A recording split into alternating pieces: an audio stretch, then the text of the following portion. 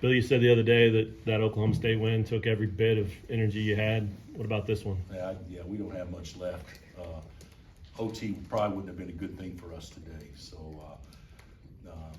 with Joe being out, we didn't have much depth on the perimeter at all, and guys played too many minutes. But we played well. Anytime you score 75 on the road is usually a good thing, especially when you're playing against a team that guards like Tech. So we played about as well offensively as we could the first half after the 16-minute timeout, and they made shots too. I mean, if I was a fan, I'd probably enjoy watching that game. There was some good basketball play going on. What changed after that timeout? I mean, you guys were pretty frantic in that first 4 minutes. We were awful, and we made a couple of shots. I'm not, the game, basketball's weird. Goes from 15-7 first time out or whatever, and then we tied up and not that long, or get it to 2 real quick. And look at that, we're shooting a free throw to go up 9. O'Banner throws in one from 35. It's 5. We miss on a good look. They come down in transition and score. And Kevin McCullough's got to make they cut it to 1 in like a minute. And so, it can turn on a dime. And, fortunately it did in a good way for us there after the first time out. What's been your message to Juan about looking for his shot?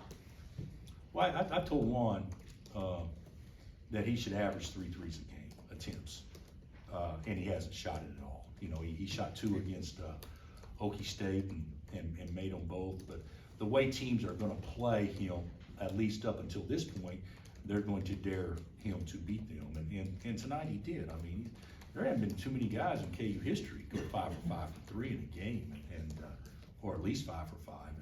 And he's a good shooter. He shoots it pretty well in practice every day. He just doesn't look to score. But he was great tonight. And of course, Grady had his moments. Jay Will had his moments. Kevin had his moments. What Juan and KJ and Bobby Pettiford did tonight, those I felt like were our 3 best players. Could you talk about your offensive execution, particularly in the first half, where it looked like all of your actions were producing open shots? You were getting guys open pretty much all over the court. Well, the thing about Tech, they do such a good job of forcing you to be a player. I mean, they get on your side and force you to drive it, and the help's always there. So if you play off of 2 feet, you got a chance to beat it. If you play off of 1 foot like we did last year, I think we had 6 charges last year. I think tonight we only had maybe 1 or 2. So we played off 2 feet, that was good. And then they switch a lot. And so if you switch a lot, you can maybe sometime create a short roll play to the 5-man. And KJ was really good in that first half, playing to that short roll, or Zuby or Cam, and either getting a basket or getting an assist behind it. And we don't throw the ball inside much, but we were able to get a couple easy ones early because of the switches and playing over when the guards caught on KJ. So we actually executed pretty well. We had 18 baskets the first half and had 15 assists. So that's not a true sign of running great offense, but it's a true sign of running the type of offense we felt like we had to be successful here tonight. You knew it'd be an interesting night for Kevin here back. How do you think he handled it? I thought he did fine. The 2 fouls early. Kevin liked it here. I mean, he loved it here. I mean, both parents went to school here. His dad he played ball here, obviously football. And, he loves Coach Adams. He loves the staff. He loves those guys. But it's got the welcome he got was exactly the way it should be. And he knows that.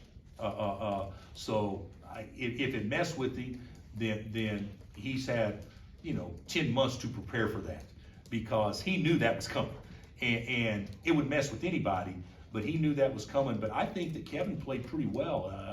I thought he was aggressive. He didn't make shots, but he made the biggest shot of the game, and he didn't do a ton, but he got the biggest steal of the game.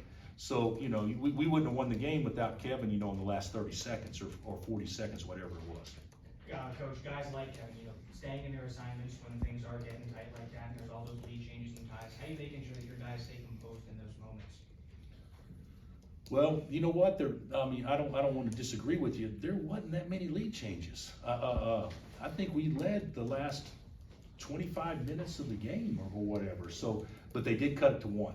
And it's, you know, when the other team's playing with house money coming from behind, the basket grows and ours shrinks and crowds into it, it's tough. But I'll say this about my guys, and we don't always play well, none of that stuff. But my guys have played in a lot of big games, and key players have played in big games. And so, and when you got a point guard that can handle a game as well as we have, you know, that gives everybody confidence.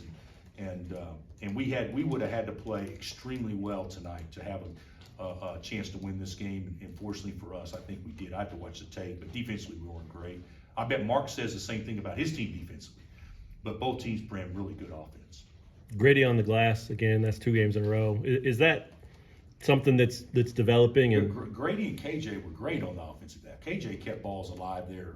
I don't know if he got credit for rebounds, but he seemed like to me he kept every ball alive there for a stretch. But that play that Grady made in the second half, guys, that's big time play. I mean, that's, you know, if you're a scout, you're probably looking at that. I had no idea his second jump was like that, you know. So yeah, that was a big time play. And also you got to give props to their players, Pops and O'Banner. I mean, those guys were fabulous. I mean, for a freshman to just shoot the ball like that, and I didn't think our 3-point defense was near as bad as what the stats make it look like, because I thought those were pretty hard shots. Joe, is he out of while? I don't think so, Gary. I think it's data, but we weren't going to test it today. you mentioned Bobby too. I mean, did you expect he'd be ready like that? Well, when Joe's out, Sure.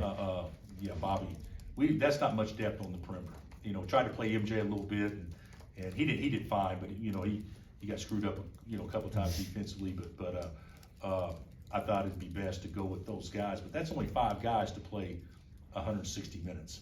So yeah, we knew Bobby was going to have to play a lot. We talked. Go Yeah, ahead. we talked about how impressive KJ's been. I'm just wondering, is there anything you still want to see more from him over these next couple I months? thought KJ was great. I thought, you know, playing against an athletic 7-footer is not the easiest thing to do when you're 6'6". Okay, but I thought he did a good job. You know, he's got to rebound the ball better defensively if you want to be critical, or if I'm going to be critical, he's got to rebound the ball better defensively. But he's getting good in those short roll, like the gentleman was talking about, as far as making plays when he has the ball in the middle of the floor, assist or going and finishing himself. All right, thanks, Coach. All right, thanks.